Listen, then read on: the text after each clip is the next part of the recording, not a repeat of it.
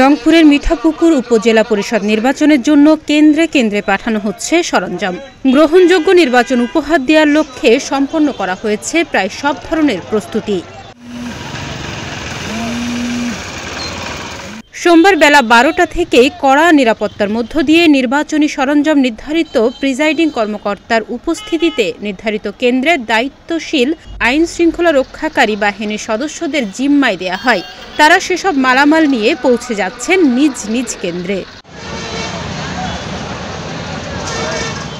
Returning officer বিকাশ চন্দ্র বর্মন জানিয়েছেন, দ্বিতীয় ধাপের নির্বাচনে এই উপজেলায় মোট 156টি কেন্দ্রে ভোট গ্রহণ অনুষ্ঠিত হবে। এর মধ্যেই এই উপজেলায় 70টি কেন্দ্রই ঝুঁকিপূর্ণ বা গুরুত্বপূর্ণ।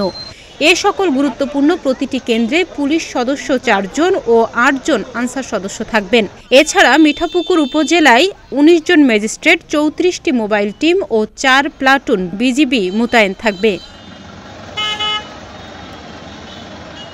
এই উপজেলায় পুরুষ ভোটারের সংখ্যা 2,22,147, মহিলা ভোটার 2,24,245, তৃতীয় লিঙ্গের ভোটার 4 জন।